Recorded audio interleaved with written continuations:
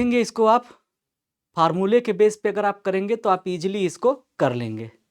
Formula अगर आप लोगों को याद होगा तो मैंने कभी बताया रहा होगा आप लोगों को।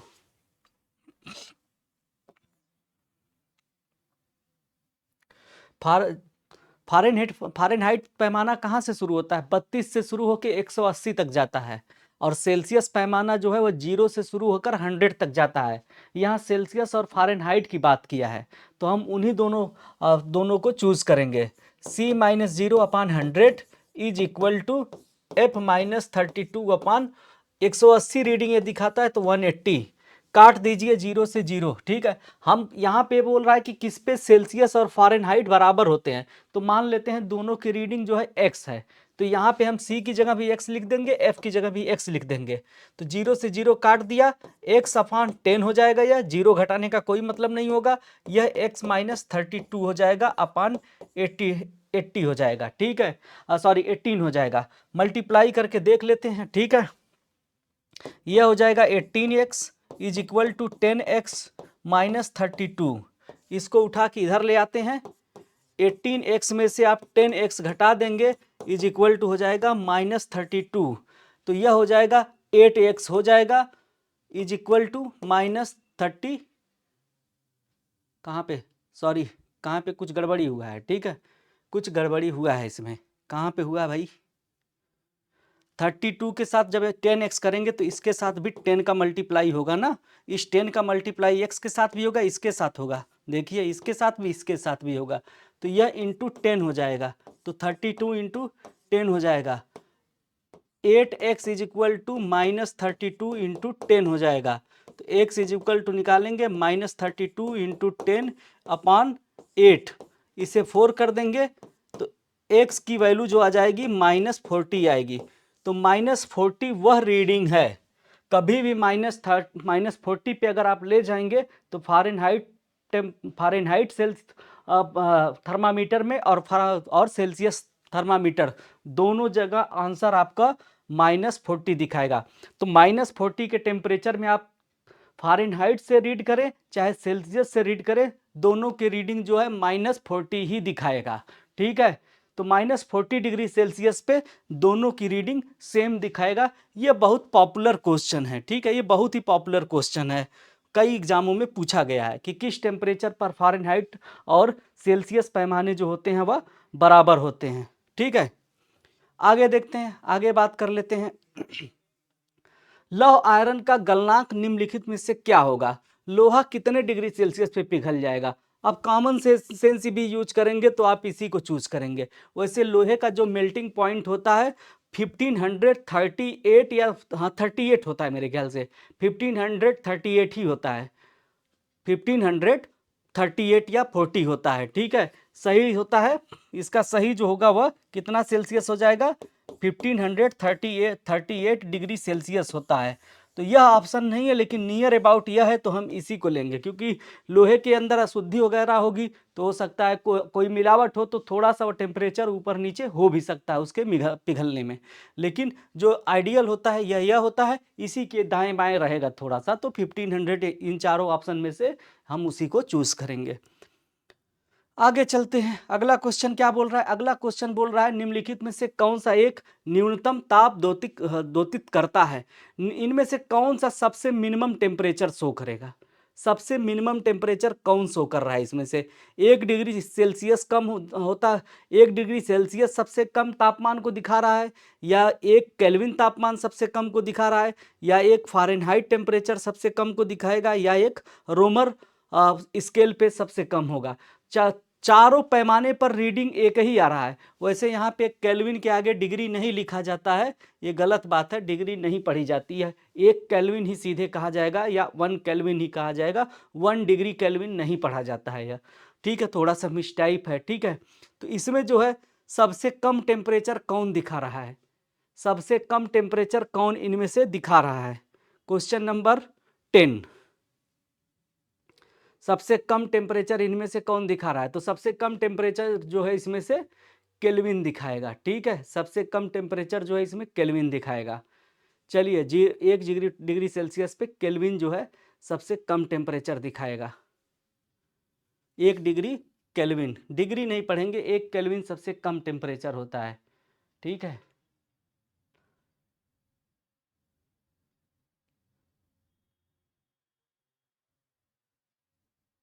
नहीं, फ़ारेनहाइट दिखाना चाहिए, फ़ारेनहाइट दिखाएगा, सबसे कम टेम्परेचर जो होता है वह फ़ारेनहाइट दिखाएगा, ठीक है।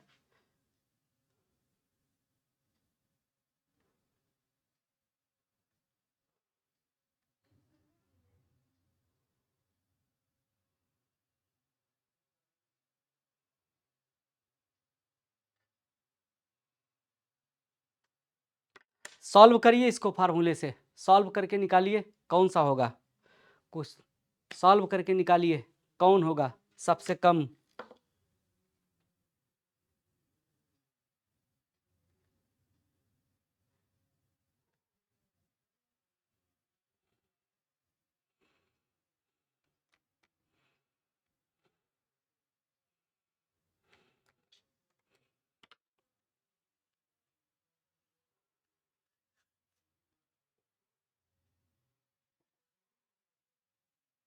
ठीक है, देखिए आप चेक करके बताइएगा, जरा कॉमन सेंस यूज करिएगा।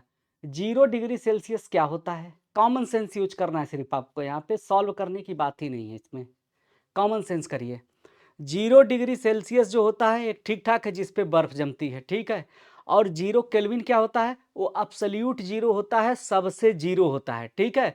अब्सोल्यूट जीरो मतलब 0 केल्विन होगा, और उसका मतलब होता है -273 डिग्री सेल्सियस, ठीक है।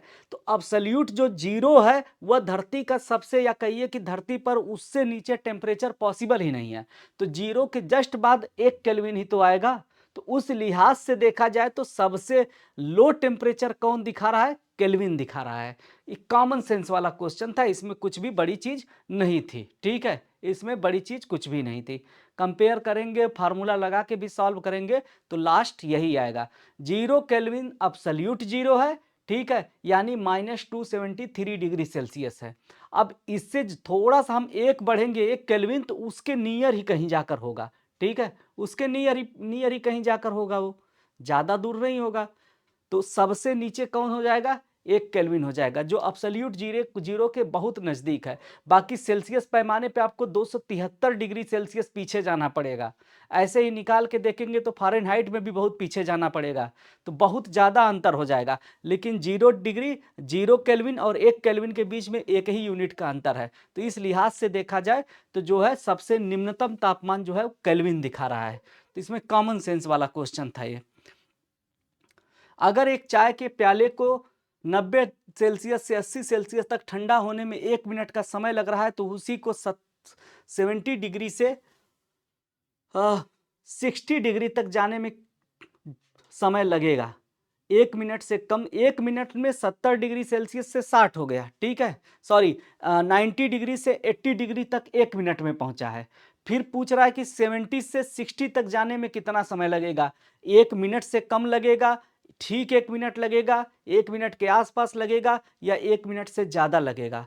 तो उमेश वर्मा जी बोल रहे हैं 1 मिनट से ज़्यादा लगेगा। जी हाँ, इसके पीछे एक कारण होता है, वह होता है न्यूटन का एक नियम है, न्यूटन का जो है कूलिंग लॉ है, न्यूटन का शीतलन नियम है। वो एक कहता है कि जो चीज़ ज़्यादा गर्म होगी उससे तेजी से हीट का जो है फ्लो होगा, यानी हीट जो उससे तेजी से बाहर की तरफ इमिट होगी, उत्सर्जित होगी। तो जिसका टेम्परेचर ज़्यादा होगा वह तेजी से हीट को इमिट करेगा, जैसे जैसे टेम्परेचर कम होगा उसके हीट को इमिट करने की रेट जो है वह घटता जाएगा। तो जब ज़्यादा टेम्परेचर था तो तेजी से हीट को निकाल दिया, तो 10 डिग्री सेल्सियस घट गया। लेकिन जब जब 70 डिग्री है, तब क्या 60 तक जाने में उसको बहुत कम समय लगेगा, ठीक है। तो यह जो है एक जो थर्मिक प्रोसेस है, जी हाँ, एक जो थर्मिक प्रोसेस है, जो कि जब हाई टेम्परेचर होगा तो तेजी से हीट को जो है वो बाहर निकालेगा, एग्जॉस्ट करेगा, इमिट करेगा, और जब उसका टेम्परेचर कम हो जाएगा तो वह धीरे धीरे करेगा। तो इस वजह से 90 से 80 तक जाने में जितना समय लगेगा उससे कहीं ज़्यादा समय लगेगा 70 डिग्री सेल्सियस से 60 तक जाने में। वह 1.5 मिनट भी लग सकता है, 2 मिनट भी लग सकता है, 5 मिनट भी लग सकता है। तो 1 मिनट से तो ज़्यादा होगा ही होगा, इसलिए ऑप्शन नंबर डी जो है वह सही होगा। आगे चलते हैं, 40 डिग्री सेल्सियस का मान फ़ारेनहाइट स्केल में कितना होगा, इसको निकाल के ही दिखा देते हैं। अभी एक फार्मूला हमने बताया था, उसी पे इसको करेंगे। ठीक है, 40 डिग्री सेल्सियस को बता रहा है, फ़ारेनहाइट में बता दो। ठीक है, तो यहाँ पे सेल्सियस को फ़ारेनहाइट में बदलने की बात कही जा रही है। ठीक है, तो यह पूछ रहा है कि क्या फार्मूला क्या होता है, C/100 minus 0 is equal to F minus 32/180, ये फार्मूला बोल रहा है।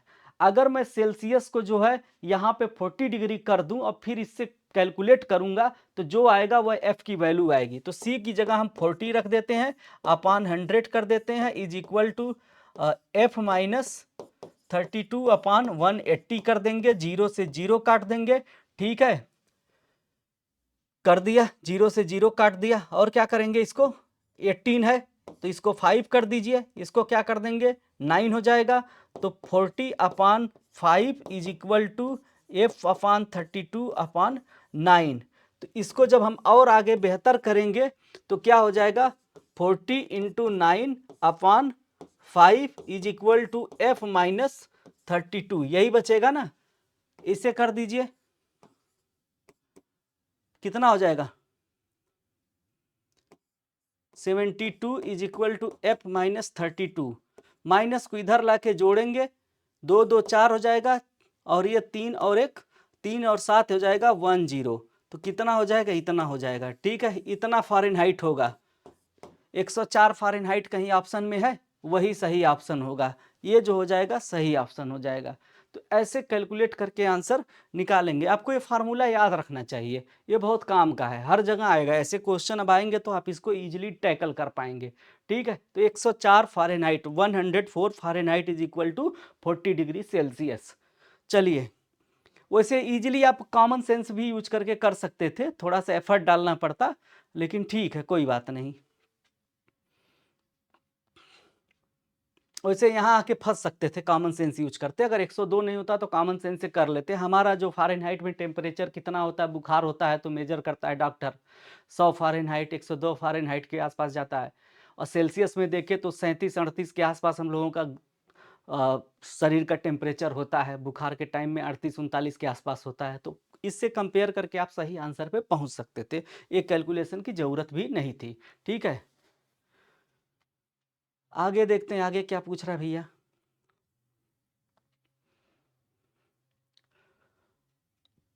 body A of mass 2 kg and another body B of mass 40 kg and of same material are kept in same sunshine for some interval of time. If the rise in temperature is equal for both the bodies, then which one among the following is in this regard is correct? एक ही पदार्थ के, यानी एक ही material, लोहा है तो लोहा, तांबा है तो तांबा के द्रव्यमान 2 किलो के एक पिंड और दूसरा जो है 4 किलो के पिंड को सूर्य की रोशनी में कुछ समय अंतराल के लिए रखा गया है।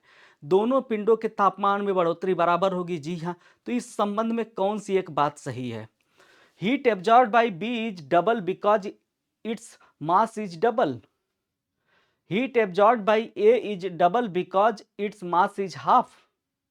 ठीक है, बी द्वारा अवशोषित ऊष्मा दोगुनी है क्योंकि उसका द्रव्यमान दोगुना है। ए द्वारा अवशोषित ऊष्मा दोगुनी है क्योंकि उसका द्रव्यमान आधा है। ए और बी द्वारा अवशोषित ऊष्मा बराबर है क्योंकि अवशोषित ऊष्मा की मात्रा द्रव्यमान पर निर्भर नहीं करती। बी द्वारा अवशोषित ऊष्मा ए द्वारा अवशोषित ऊष्मा से 4 गुना है क्योंकि अवशोषित ऊष्मा की मात्रा द्रव्यमान के वर्ग के समानुपाती होती है। तो 4 ऑप्शन आपके पास हैं। तो बताइए, घुमा फिरा के पूछ रहा है कि जो बड़ा ऑब्जेक्ट है जिसका मास ज़्यादा है वह ज़्यादा एनर्जी एब्जॉर्ब करेगा या जिसका कम मास है वह ज़्यादा एनर्जी एब्जॉर्ब करेगा। क्वेश्चन यही पूछ रहा है, सिंपल सा क्वेश्चन है एकदम। देखिए, कोई भी ऑब्जेक्ट है, देखिए वस्तु के द्रव्यमान पे उसका टेम्परेचर नहीं निर्भर करेगा। अगर सेम टेम्परेचर में दो चीज़ें रखी हैं, एक ही मटेरियल की हैं और एक ही टेम्परेचर में रखी हैं, तो फिर उनका टेम्परेचर आप टच करेंगे तो एक ही जैसा होगा। वो कितनी भी बड़ी या कितनी भी बड़ी छोटी हो, उनका टेम्परेचर लगभग एक ही होगा अगर उन्हें टच करेंगे, अगर वो सेम मटेरियल की बनी हुई है तो, और एक ही टेम्परेचर में है तो। ठीक है, एक ही तरह के धूप एक ही धूप में रखी हुई है तो तापमान में कोई अंतर नहीं होगा, वह उनके मास के ऊपर नहीं निर्भर करेगा। लेकिन वह हीट कितना एब्जॉर्ब कर रही है यह उनके साइज के ऊपर निर्भर करता है। तो यहाँ पे जो होगा ऑप्शन नंबर जो ए है सही होगा, क्योंकि ए जो है ऑब्जेक्ट ए जो है वह 2 केजी का है, ऑब्जेक्ट 4 जो है वह ऑब्जेक्ट बी जो है वह 4 केजी का है। तो बी का जो है साइज बड़ा है, तो वो जो है उष्मा डबल एब्जॉर्ब करेगा, तभी तो उसका टेम्परेचर बराबर रहेगा। पहले ही बोल दिया if the rise in the temperature is equal, तो दोनों का टेम्परेचर अगर इक्वल रखना है, ठीक है। कह रहा heat absorb by B is double because its its mass is double, B द्वारा अवशोषित उष्मा दोगुनी होगी क्योंकि उसका द्रव्यमान दोगुना है। तो बी जो है इसमें जो है बी जो है हीट तो डबल एब्जॉर्ब करेगा, लेकिन टेम्परेचर दोनों का एक ही है, फिर भी वो बड़ा है साइज में, उसके अंदर मास ज़्यादा है, उसके अंदर मैटर ज़्यादा है, तो वह ज़्यादा हीट को एब्जॉर्ब करेगा। तो ए वाला ऑप्शन इसका सही हो जाएगा, ए वाला ऑप्शन इसका सही हो जाएगा, बाकी गलत ऑप्शन है। ठीक है, आगे चलते हैं, आगे देख लेते हैं। गर्म पानी के शीतोष्ण गीजर के अंदर के स्तर का ताम्र का क्यों बनाया जाता है? ठीक है, why are inner lining of hot water geysers made up of copper. तो जो गीजर होते हैं उनके अंदर की जो परत होती है, वो जो उनका जो अंदर का जो लेयर होता है वो तांबे का क्यों बनाया जाता है? देखिए, गर्म जो गीजर होता है उसके अंदर जो है तांबा यूज किया जाएगा।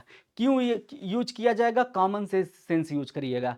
तांबा है, गीजर के अंदर का स्तर जो है तांबा है और गीजर के अंदर लगा हुआ है वो, तो क्या करेगा? वह गर्म होगा। गर्म होगा तो क्या होगा? उसके अंदर की हीट जो है, जो कॉपर की जो अंदर लेयर बनी होगी, लाइनिंग बनी होगी, अगर वह कॉपर का नहीं होगा तो पहली बात यह आ जाएगा कि कॉपर जो है अच्छा हीट का जो है कंडक्टर है, तो अच्छा कंडक्टर हो गया। फिर जब वो गर्म होगा तो अपने अंदर से हीट को उसे ट्रांसमिट करना होगा, तो हीट कौन ट्रांसमिट अच्छा करता है? वो भी कॉपर ही करता है। तो इसी वजह से इसका ऑप्शन हो जाएगा कि कॉपर जो है हीट और इलेक्ट्रिसिटी दोनों का अच्छा कंडक्टर होता है, इसी वजह से इसका इस्तेमाल किया जाता है। तो जो इनर लाइनिंग होती है वह कॉपर की होगी, और उसके आसपास आप घरों में भी देखिए ना, जो अच्छे वाले हैंड जो घरों में बाल्टी में जो कौन सा रॉड होता है जो पानी गर्म करने के लिए लोग जाड़े में लेते हैं, सिंपल वाला, उसका भी जो कॉइल होती है कॉपर की बनी होती है। अंदर जो भी उसके नाइक्रोम का तार वगैरह हो, जब वो गर्म होगा तो हीट को तेजी से ट्रांसफर करता है, इसी वजह से वो कॉपर का इस्तेमाल किया जाता है, ताकि वो ज़्यादा गर्म ना हो। तो कॉपर इसका ऑप्शन नंबर डी सही होगा। चलिए आगे चलते हैं, 40 नंबर क्वेश्चन को देखते हैं। To keep drinks and thermos bottle at the same temperature for quite some time, the wall of a thermos bottle are coated with।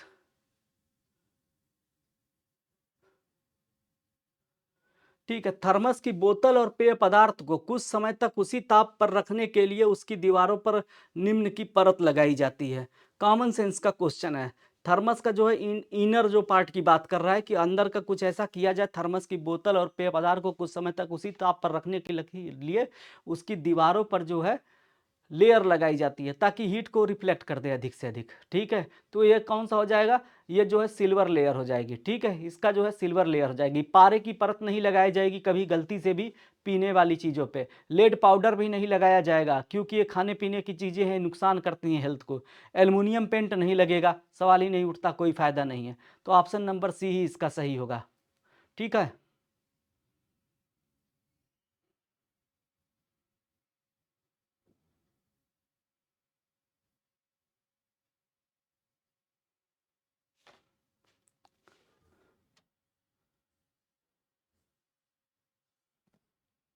नहीं नहीं,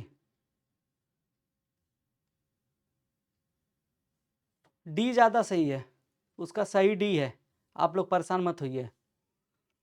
Y are dew drop not formed on a cloudy night? Answer बताइए इसका सही आप लोग। रात्रि के समय जो होता है, क्यों जो होता है, जब रात्र को बादल घेरे होते हैं रात के टाइम पे, तो उस दिन जो है ड्यू क्यों नहीं पड़ती है? यह क्वेश्चन है, पूछा हुआ क्वेश्चन है, बताइए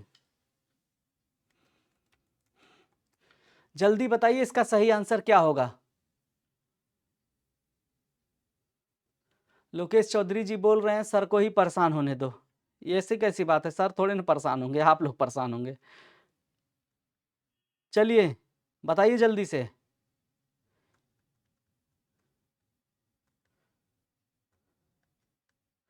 15 नंबर 16 नंबर क्वेश्चन है ना, 16 नंबर क्वेश्चन है।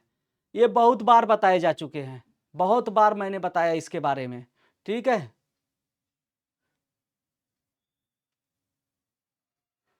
इसका आंसर क्या होगा 16 का आंसर? नहीं, गलत जवाब है। जी हाँ, सही जवाब बताया, सही जवाब आपने बताया, उमेश जी ने सही बताया, ठीक है।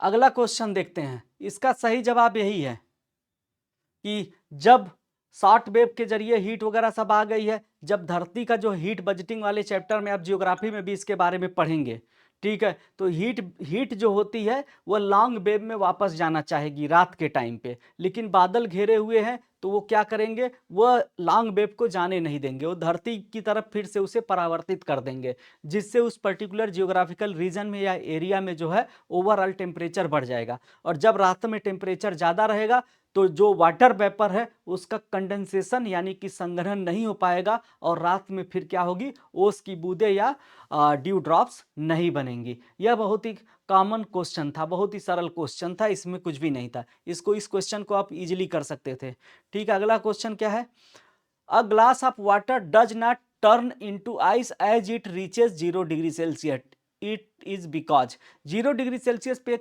गिलास का पानी बर्फ में नहीं बदलता है, इसका क्या कारण है? ग्लास का पानी जो होता है बर्फ में नहीं बदलेगा। Water does not solidify at 0 degree Celsius, नहीं जमता है भैया। गिलास के पानी को जमाने के लिए कुछ मात्रा में ऊष्मा को संभारण करना आवश्यक है, ये गलत बात है। A certain amount of heat must be supplied to the glass of water so as to solidify, ये गलत बात है एकदम, कि जमाना है तो थोड़ा सा और हीट दे दो, ये क्या लॉजिक हो गया। ग्लास के पानी को जमाने के लिए उसमें से कुछ ऊष्मा निकाल देनी चाहिए, जी हाँ, यही सही जवाब है। वाटर सॉलिडिफायर टू 0 केल्विन, एकदम, अरे बाप रे, तो एब्सोल्यूट जीरो की बात कर रहे हैं, तो सीधे सीधे गलत हैं, ठीक है। चलिए, तो ऑप्शन नंबर कौन सा सही होगा इसमें? ऑप्शन नंबर सी सही होगा, ठीक है। चलिए, ऑप्शन नंबर सी इसमें से सही हो जाएगा, क्योंकि 0 डिग्री सेल्सियस पे तो पानी भी ठंडा है ना। अब देखिए, बाल्टी जो होती है, आप पानी को रख देंगे, बर्फ को ला के बाल्टी में रख दीजिए, बर्तन में रख दीजिए, किसी भी बर्तन में बर्फ को रख देंगे, बर्फ 0 डिग्री सेल्सियस पे है, और बर्फ पिघलने लगेगी, पिघलने लगेगी, पिघलने लगेगी, पिघलने लगेगी, पिघलते पिघलते छोटा सा भी टुकड़ा रह जाएगा, तब भी आप उस पानी का टेम्परेचर देखेंगे तो 0 डिग्री सेल्सियस ही है। तो यानी कि 0 डिग्री सेल्सियस पे वो बर्फ भी है, 0 डिग्री सेल्सियस पे भी पानी है, तो लेकिन वो करीब करीब रीडिंग में दिखा रहा है ना। अगर वहां पे अगर आप थोड़ा सा, अगर इससे यही साबित होता है कि 0 डिग्री सेल्सियस पे अगर पानी है तो पानी रहेगा, वो जमेगा नहीं, आपको हीट उससे हीट जो है और लेनी पड़ेगी, आपने उसको हीट दिया तो भी अभी 0 डिग्री सेल्सियस पे है। तो यहाँ पे जब तक 0 डिग्री सेल्सियस पे ही पानी है, जब उसमें से थोड़ा सा हीट और कम होगी तब वह जम जाएगा, ठीक है। तो यह बात कह रहा है यह, तो उसमें थोड़ा सा जो है हीट, उससे थोड़ा सा हीट जो है निकलेगी तभी जाकर वह जमेगा, यह बात ये कहना चाह रहा है। तो 18 नंबर का क्वेश्चन चलते हैं। 18 नंबर के क्वेश्चन में क्या क्या है देख लेते हैं इसको भी। पसीना शरीर को ठंडा करता है, बहुत ही सिंपल सा क्वेश्चन है, बहुत ही सिंपल सा क्वेश्चन है यह, बताइए इसका आंसर। 18 नंबर का क्वेश्चन बताइएगा। बी वाला क्वेश्चन सही है, जी 20 वाला ऑप्शन सही होगा। पसीना शरीर को कैसे ठंडा करता है? त्वचा पर पानी की मौजूदगी शीतलता देती है, गलत जवाब है। जब उमस का मौसम होता है तो हमें पसीना भी होता है, गर्मी भी होती है, दोनों एक साथ हो जाती है, कॉमन सेंस यूज करेंगे, पहला ऑप्शन गलत हो जाएगा, ठीक है। पानी की विशिष्ट उष्मा उच्च होती है, यहाँ इसका कोई संबंध ही नहीं है। पानी उष्मा का हीन चालक है, बैड कंडक्टर है, इस बात का भी कोई लॉजिक नहीं है, ठीक है। वाष्पीकरण के लिए गुप्त उष्मा की आवश्यकता होती है, जी हाँ। तो जो पानी जो पसीना जो होता है, पसीना जो होता है जब उस पर हवा लगती है तो हमारे शरीर से ही उष्मा को हवा में ट्रांसफ़र करता है, जो गर्मी होती है उससे हमको राहत मिलती है, इसकी वजह से शरीर का टेम्परेचर गिर जाता है, ठीक है। चलिए आगे देखते हैं, अगला क्वेश्चन कौन सा, निम्नलिखित में से कौन सी क्रिया स्वेद वाड़ेन्य है, क्या है? Which of the following action is related to the evaporation of sweat, पसीने से संबंधित कौन सा होगा, यही पूछ रहा है। इवेपोरेशन ऑफ स्वेट से संबंधित कौन सा है? यह उष्मादायक क्रिया है, उष्मा शोषक क्रिया है, रासायनिक क्रिया है, या साल्टी रिएक्शन है? तो नीचे का जो है 2 ऑप्शन तो आप पहले ही काट दीजिए, ठीक है। नीचे के तो 2 ऑप्शन आप पहले ही काट दीजिए, कोई केमिकल क्रिया तो हो नहीं रही है, ठीक है। उष्मादायक क्रिया है, यानी आपको पसीना मिलता है तो आपको उष्मा मिलती है और ज़्यादा आपका शरीर गर्म होता है, तो पहला ऑप्शन भी गलत हो जाएगा। तो आपके पास सिर्फ बी वाला ऑप्शन बचता है, तो इंडोथर्मिक है, यानी शरीर से उष्मा जो होती है वह बाहर जाती है, पसीने के चक्कर में उष्मा जो होती है कम होती है, ठीक है। ये आप समझ गए होंगे आप इस चीज़ को, इंडोथर्मिक एक्शन है। अगला क्वेश्चन देख लेते हैं। वायु के सापेक्ष किसी द्रव्यात्मक माध्यम के अपवर्तन के संबंध में निम्नलिखित से कौन सा कथन सही है? चलिए बताइए इसको। वायु के सापेक्ष किसी द्रव्यात्मक माध्यम के अपवर्तन के संबंध में निम्नलिखित में कौन सा कथन सही है? लगाइए लॉजिक इस क्वेश्चन में, इस क्वेश्चन में लॉजिक लगाइए आप लोग, ठीक है। लॉजिक लगाइए इस क्वेश्चन में। which one of the following statement about the refractive index of a material medium with respect to air is correct? ठीक है, जी हाँ, ये वही बात कह रहा है, ये वही बात कर रहा है कि एक रेयरर मीडियम से डेंस मीडियम की तरफ जाने की बात कर रहा है, ठीक है। एक रेयरर मीडियम से डेंस मीडियम की तरफ जाने की बात कर रहा है, ठीक है। और जब यह 1 से अधिक होगा,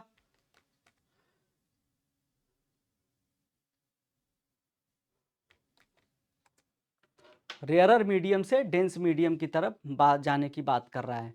वायु के सापेक्ष द्रव्यात्मक माध्यम के अपवर्तनांक के संबंध में निम्नलिखित में से कौन सा कथन सही है? तो तुलना करने का आधार उसने हवा को ले लिया है, जो एक रेयरर मीडियम है, ठीक है। तो इसका जो फार्मूला होता है n is equal to speed of light in air upon speed of light in the medium, ठीक है। तो कौन सा कथन सही है? यह हमेशा 1 से अधिक होगा, ठीक है। तो यह हमेशा 1 से अधिक होगा इस केस में, ठीक है। चलिए, तो डी वाला ऑप्शन इसका सही हो जाएगा, डी वाला ऑप्शन इसका सही हो जाएगा। अगला क्वेश्चन देखते हैं। प्रकाश का शून्याकाश में वेग अनुमानतः है। शून्याकाश बोले तो किस में बोल रहा है? वैक्यूम में बोल रहा है। वैक्यूम में बोल रहा है तो लाइट की जो स्पीड है कितना हो जाएगी, यही पूछ रहा है। ये देखिए थोड़ा सा ही गलत है यहाँ पे, ये इसको जो अगर हम सही करेंगे ना तो इसका सही जो होगा यह हो जाएगा। यह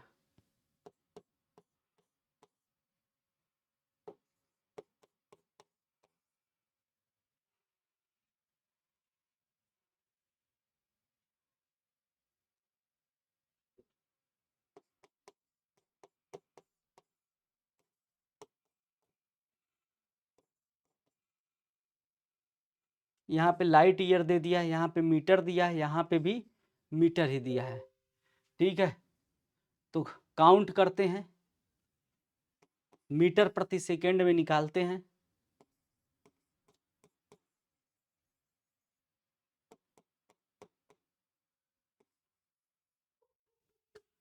इसमें जो है मिस टाइपिंग हुई है क्वेश्चन में, इसमें जो है क्वेश्चन में मिस टाइपिंग हुई है, ठीक है।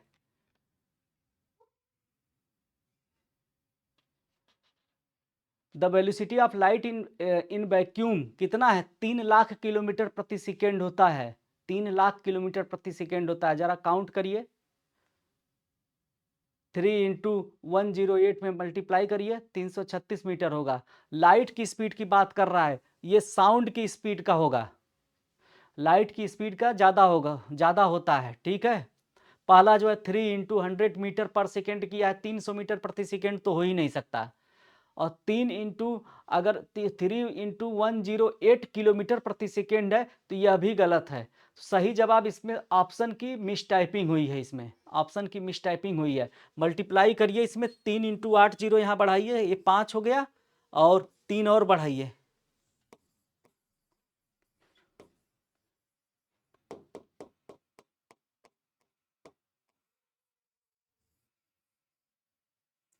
10 करोड़ मीटर प्रति सेकेंड नहीं,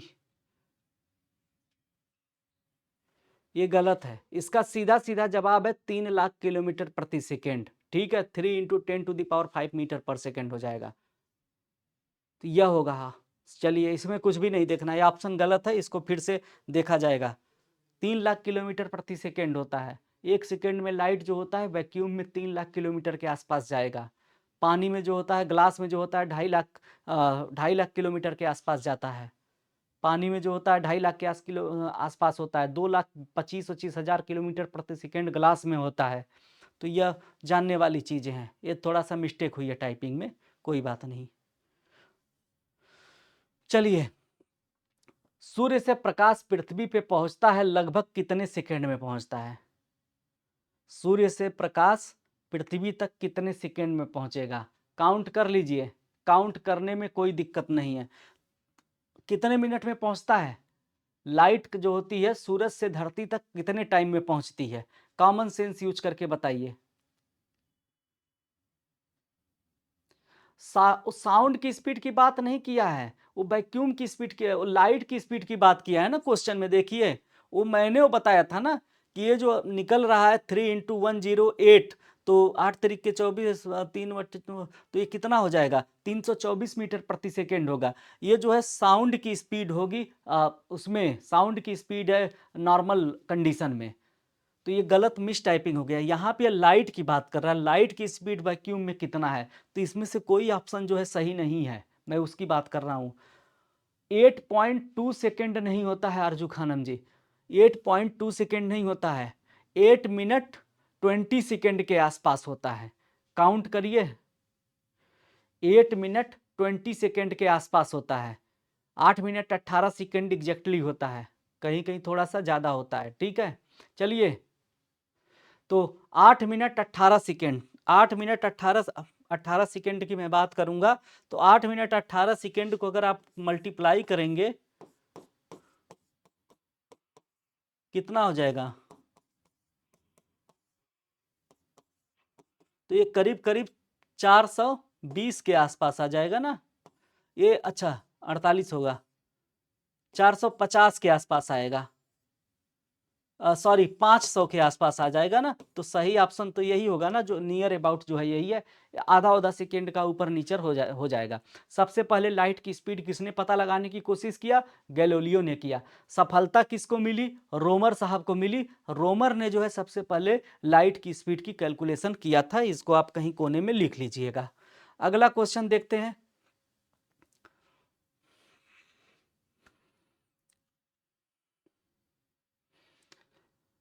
हाँ भैया, अगला क्वेश्चन बताइए जरा, बहुत बढ़िया से पढ़े हैं अगला क्वेश्चन आप लोग। अगला क्वेश्चन बताइए जल्दी से, क्या होगा? तारे आकाश में, the star seems to be higher on the sky than they actually are, this can be explained by. तारे आकाश में जितनी ऊंचाई पर होते हैं उससे अधिक ऊंचाई पर प्रतीत होते हैं, इसकी व्याख्या किसके द्वारा की जा सकती है? आरजू खानम जी ने सही जवाब दिया है। Atmospheric refraction. अगर एटमॉस्फेयर में, अगर धरती के आसपास एटमॉस्फेयर ना हो तब हमको ऐसा कोई डिफरेंस या ऐसा इस तरह का कोई भी कंफ्यूजन या भ्रम नहीं होगा। ये वायुमंडल में जो अपवर्तन होता है, रिफ्रैक्शन होता है, उसकी वजह से यह हमको ऐसा लगता है कि तारे जो है ज़्यादा ऊंचाई पे हैं। ठीक है, अगला क्वेश्चन, प्रकाश में 7 रंग होते हैं, रंगों को अलग करने का तरीका क्या है?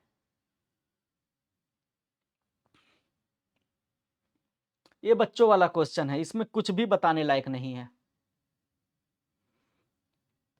इसमें कुछ भी बताने लायक नहीं है। प्रिज्म के द्वारा कलर को अलग किया जा सकता है, फिल्टर से कलर अलग करेंगे लाइट का, पौधों से रंगों को अलग किया जा सकता है, रंगों को अलग नहीं किया जा सकता है, ये भी, इस बात का भी कोई लॉजिक नहीं है। तो ऑप्शन नंबर ए जो है इसमें सही है कि प्रिज्म के जरिए लाइट के अंदर जितना भी विजिबल स्पेक्ट्रम में जितने भी कलर हैं उसको अलग किया जा सकता है, और उसे हम विबग्योर के जरिए देखते हैं। चलिए आगे चलते हैं, आगे देख लेते हैं। किसी पारदर्शी पेरिस्कोप में 2 समतल रखे जाते हैं, एक दूसरे के समांतर, एक दूसरे के लंबवत, एक दूसरे के साथ 60 डिग्री का एंगल बनाते हुए, एक दूसरे के साथ 45 डिग्री का एंगल बनाते हुए। ठीक है, कौन सा क्वेश्चन सही होगा? आंसर कौन सा इसमें से सही होगा? ये जो है पेरिस्कोप, जो पनडुब्बी वगैरह के अंदर, जो सबमरीन के अंदर लगा होता है। 45 डिग्री, जी हाँ, सोनी जी का सही जवाब है, 45 डिग्री होगा। पैरेलल रखेंगे तो कोई फायदा नहीं होगा, 45 डिग्री पे ही रखा जाता है, जिससे सही तरीके से चीज़ों को किया जा सकता है। चलिए, कोई बात नहीं, नहीं पता है तो जान जाइए। बहुत सारी चीज़ें मुझे भी नहीं पता होती, बहुत कम ही लोगों को सारी चीज़ें पता होती हैं। कुछ लोगों को थोड़ा-सा ज़्यादा पता हो जाता है, बस ज़्यादा का अंतर नहीं होता है, ये 19-20 का ही अंतर होता है। आगे चलते हैं, आगे देख लेते हैं। एक उत्तल दर्पण के सामने एक वस्तु रखी है, ठीक है? उत्तल दर्पण के सामने एक वस्तु रखी हुई है, ठीक है? एन ऑब्जेक्ट इज क्या क्या लिखा है? Placed in front of a convex mirror, which one of the following statement is correct. 4 option दिए हुए हैं, इनमें से कौन सा सही ऑप्शन होगा? ठीक है, एक उत्तल दर्पण के सामने एक वस्तु रखी हुई है, निम्नलिखित कथनों में से कौन सा सही है? उत्तल दर्पण बोले तो आपके जो है, आपके जो घरों, आपके बाइक कार में जो मिरर लगा होता है ना, जो दरवाजे के पास मिरर लगे होते हैं दोनों तरफ, वह उत्तल दर्पण का होता है, ठीक है? तो क्या बोल रहा है आप देखिएगा, उसी से कंपेयर करिएगा। यह कभी भी उल्टा प्रतिबिंब नहीं बनाएगा। पहला पॉइंट इसने बोल दिया कि यह कभी भी उल्टा प्रतिबिंब नहीं बनाएगा।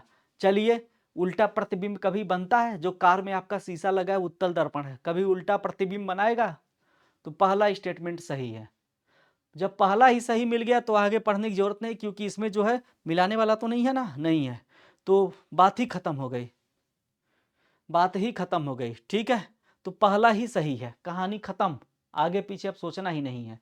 क्योंकि आपने कार में जो शीशा लगाया वो कभी किसी प्रतिबिंब, आज ने देखा है कि कोई पीछे से आ रहा हो, आप कार में, कार के ऐसे देख रहे हैं, दरवाजे में, दरवाजे पे लगे जो कांच है, ऐसे दरवाजा है आपका, जो ऐसे दिखा है ना, कान दिख रहा है ऐसे गाड़ी का, ऐसे देख रहे हैं, वो आ रहा है, कोई आदमी आ रहा है, पता चला वो हाथों पे चलता हुआ आ रहा है, आप देख रहे हैं, अब पीछे सर घुमा के देख रहे हैं तो पैरों पे आ रहा है, ऐसा कभी देख होगा? नहीं होगा। तो पहला ही ऑप्शन सही हो गया, अब आगे पढ़ने की जरूरत नहीं है, क्योंकि किसी एक को ही बात कर रहा है, तो छोड़ दीजिए आगे का। निम्नलिखित कथनों पर विचार कीजिए, निम्नलिखित कथनों पे विचार करना, ये थोड़ा सा है क्वेश्चन, सोचिए समझिए जवाब दीजिए इसका, ठीक है? क्या बोल रहा है? The focal length of objective of a microscope is less than the focal length of the I eyepiece. किसी सूक्ष्मदर्शी के अभिदृश्यक की फोकस दूरी नेत्रिका की फोकस दूरी से कम होती है। जी हाँ, ये तो सही बात है। The minimum distance between an object and its real image found by a convex lens of focal length F is equal to f4। किसी पिंड और फोकस दूरी वाले लेंस से बने उसके वास्तविक प्रतिबिंब की मिनिमम न्यूनतम दूरी 4f होती है। यह भी सही है, दोनों ही सही बात है, ठीक है? दोनों ही सही बात होगी इसमें भाई, दोनों ही बातें सही हैं इसमें। तो एक भी सही है, दो भी सही है, 1 और 2 दोनों सही हो जाएंगे, ठीक है? दोनों ही सही हो जाएंगे इसमें। हाँ, कौन सा क्वेश्चन है? 27 नंबर। चलिए, 27 नंबर तक हो गया, कितने तक किया जाए आज? 2 स्टेटमेंट दिए हुए in a motion picture usually 24 frame are projected every second over the whole length of film, ठीक है? तो कह रहा है कि एक चलचित्र में पूरे फिल्म के एक सिरे से दूसरे सिरे तक सामान्यतः 24 फ्रेम प्रति सेकेंड पिक्चर जो होते हैं प्रोजेक्टेड किए जाते हैं। आंख की रेटिना पर निर्मित प्रतिबिंब उद्दीपन स्टिमुलस हटाने के बाद 0-1 सेकेंड तक बना रहता है। अच्छा, यह बोल रहा है, ठीक है। चलिए, क्वेश्चन क्या कहना चाह रहा है? पहले के ज़माने में ना रील जो चलती थी, इधर से लाइट जलती थी, इधर से जो है रील चलती थी, लाइट इधर से पड़ती थी और उधर पर्दे पे इमेज बनती थी। तो एक इमेज, एक सेकंड की इमेज के लिए बोल रहा है कि 24 फोटो होंगे, तब हमारी आंखों को एक सेकंड जो है वह मूवी या सिनेमा चलता हुआ दिखेगा। और दूसरे लाइन में कह रहा है कि जब हमारी आंखों के सामने से कोई चीज हट जाती है तो 0.1 सेकेंड तक जो है उसका फोटो हमारी आंखों पर बना रहता है। यह बात यह कह रहा है, ठीक है? यह बात यह कह रहा है। तो इसमें जो है पहली बात तो सही है, ठीक है? पहली बात तो सही है, लेकिन यह 0.8 सेकेंड नहीं होता है, ठीक है? यह 0.1 सेकेंड नहीं होता है। 0.1 सेकेंड यह नहीं होता है। तो आर जो है यह गलत हो जाएगा। ठीक है, आर जो है यह गलत हो जाएगा। चलिए बताइए जरा कितने सेकेंड तक रहता है।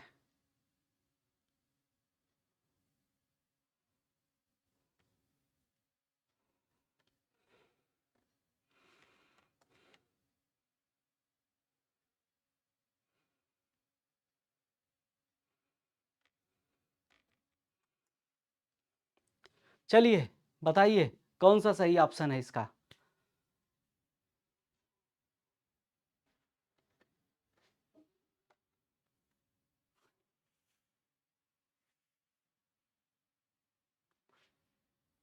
ऑप्शन नंबर सी इसका सही है ना, ऑप्शन नंबर सी इसका सही है।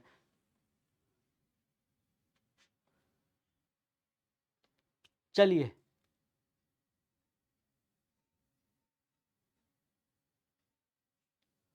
आगे देखते हैं।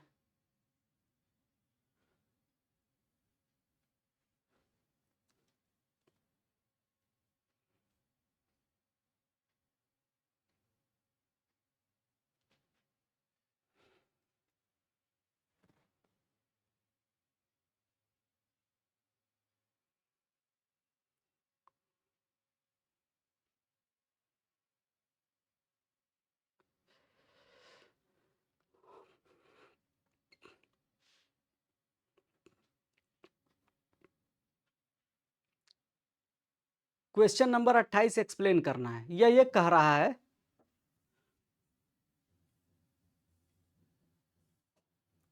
कि जब कोई भी चीज होती है ना, जब कोई भी पिक्चर दिखाई जाती है, मतलब कि अगर कोई जैसे कि कार्टून फिल्में बनती थी तो कार्टून फिल्में में दिखाता था कि टॉम जेरी को दौड़ा रहा है, जेरी जो है टॉम को दौड़ा रहा है। तो एक्चुअल में वैसा कोई वो नहीं होता था कि ऐसा कोई जानवर दौड़ा रहा है। वो छोटे छोटे छोटे छोटे फोटो बनाए जाते थे, मतलब उनकी पिक्चर बनाई जाती थी, इमेज बनाई जाती थी, तस्वीर बनाई जाती थी, और उनको तेजी से आंखों के सामने से ले जाया जाता था। तो हमको लगता था कि ये दौड़ रहे हैं, एक्चुअल में वो फोटो होते थे। हमारी आंखों के सामने से 1 सेकेंड में 24 फोटो गुजरते थे, तो हमको लगता है कि वो चल रहा है ना, एक्चुअल में वो फोटो थे। 1 बाई 1 फोटो को चिपका दिया जाएगा। अक्सर आपने रील वगैरह में देखा होगा कि एक डायरी होती है, उसमें डायरी को ऐसे जल्दी जल्दी पेजेस को खोलता है तो लगता था कि वो आदमी जो है दौड़ रहा है, उसमें फुटबॉल खेल रहा है, ऐसे दिखाता है ना। वो एक तरह से आंखों का भ्रम है। आंखों को इतना टाइम ही नहीं मिल रहा है कि फोटो को एनालिसिस कर ले। तो 1 सेकेंड में अगर 24 फ्रेम हमको दिखाए जाएंगे तो हमको लगेगा कि वो आदमी जो है वह दौड़ रहा है। ठीक है, दौड़ रहा है। और सबसे अहम चीज होती है कि कोई फोटो हमारी आंखों के सामने से जल्दी जल्दी गुजर रहा है तो फोटो के गुजर जाने के बाद 0.1 सेकेंड तक वो हमारी आंखों के सामने रहेगा।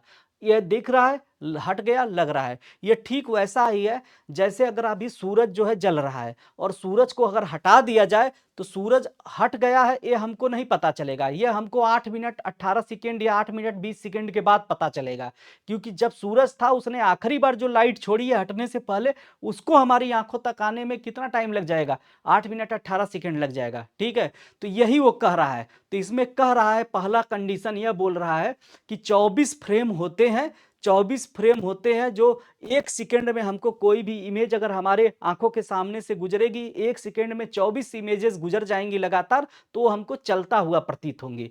और हटने के 1 सेकेंड तक हमारी आंखों के सामने वही रहेगा। तो एक हट गया है, अभी वो हमारी आंखों के सामने, दूसरा भी आया वो भी हट रहा है, तो पता चल रहा है कि इसमें क्या हो रहा है, इसमें वो हमको चलता हुआ दिखाई देगा। ठीक है, चलता हुआ दिखाई देगा। तो ये दोनों बातें ये क्या बोल रहा है, 1 मिनट इसको देखिए ध्यान से। 1 सेकेंड में पूरी फिल्म एक सिरे से दूसरे सिरे तक सामान्यतः 24 फ्रेम प्रति सेकेंड प्रक्षेपित किए जाते हैं। आंख का रेटिना पर निर्मित प्रतिबिंब स्टिमुलेशन हटने के बाद 0.1 सेकेंड तक, यह यस मतलब सेकेंड ही लिया जाएगा ना यहाँ पे, तक बना रहता है। 0.1 0.1 सेकेंड है ना, सही तो है ये, 0.1 सेकेंड है, 0.1 सेकेंड सही होगा। तो ये जो है पहला भी सही है, दूसरा भी सही है। तो कौन सा इसका आंसर सही होगा, ये भी सही है, आर गलत है। बोथ ए और R individually true but R is not a correct explanation of A. ठीक है, ए आर दोनों सही है, सही तो है, दोनों तो सही है, ये इसका आंसर होना चाहिए। आप लोग सी बोल रहे हैं, मुझे लगा आप लोगों। चलिए इसका आंसर तो दोनों सही होगा। 1/16 सेकेंड दिया है, 1/16 सेकेंड है। चलिए ठीक है, 1/16 सेकेंड, 1/16 सेकेंड दिया है। 1/16 सेकेंड को डिवाइड करिए।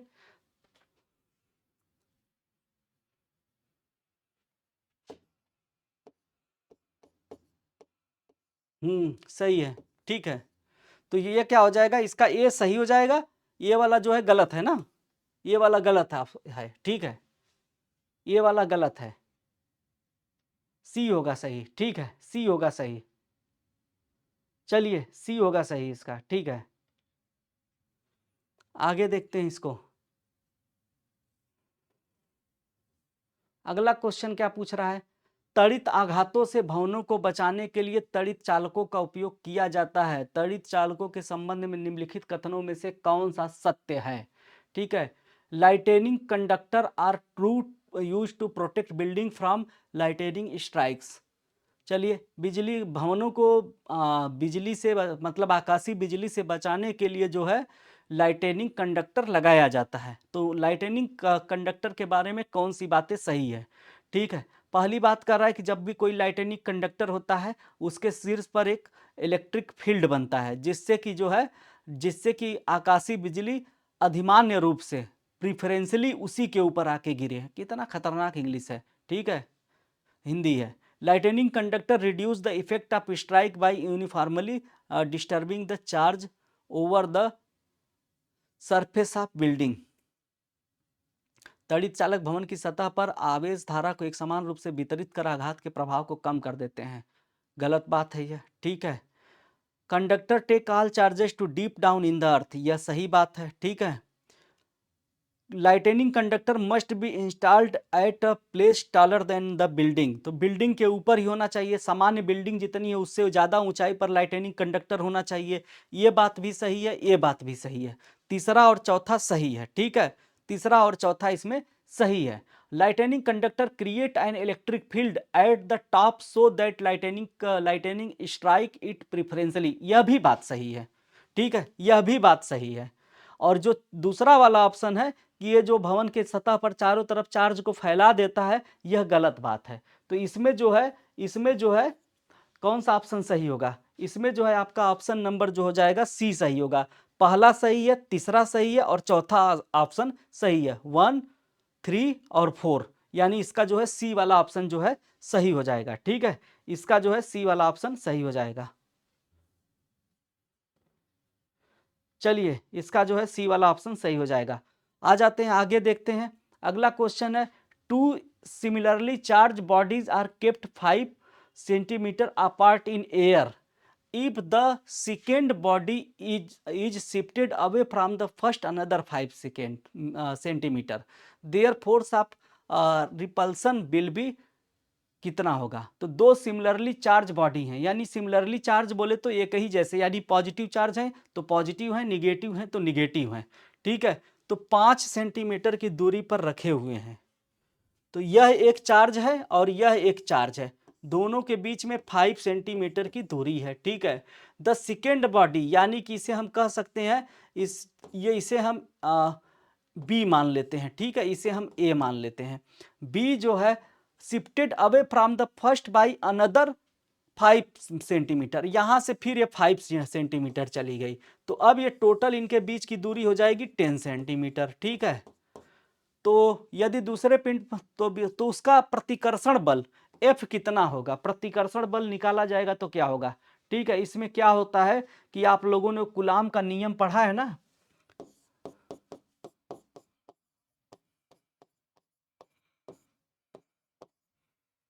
तो दोनों समान है, सिमिलर है, ए और बी दोनों सिमिलर है, तो इन्हें हम Q1 Q2 ही मान ले, कोई बात नहीं है, ठीक है।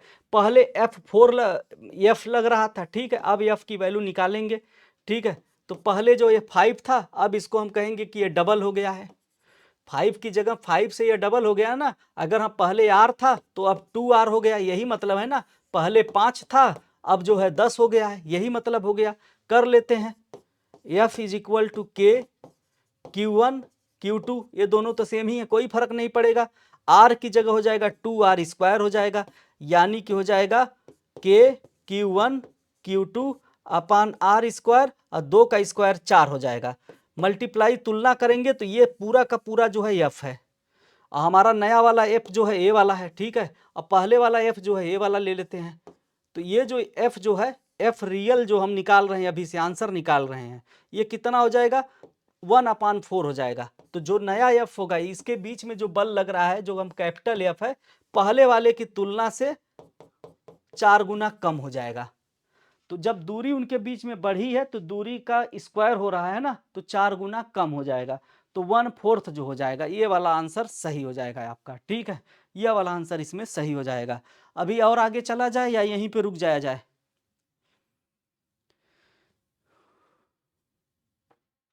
चलिए, एक विद्युत बल्ब का निर्धारण 110 वोल्ट है, 110 वोल्ट है, इसे 220 वोल्ट पर काम में लाने के लिए निम्नलिखित में से किसका उपयोग करना पड़ेगा? कोई है? कोई बल्ब है जो 110 वोल्ट पे काम करता है और हमारे घर पे 120 वोल्ट लाइट आ रही है, तो अगर हम ऐसे कंडीशन में इस बल्ब को चालू करेंगे तो बल्ब जो है वह उड़ जाएगा। हमें वोल्टेज घटाना होगा, तो वोल्टेज घटाने के लिए क्या इस्तेमाल किया जाता है, कमेंट में ज़रा बताइएगा।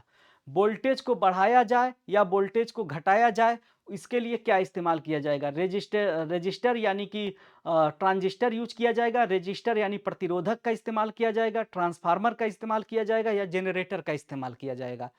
तो इसमें जो है ट्रांसफार्मर का इस्तेमाल किया जाएगा।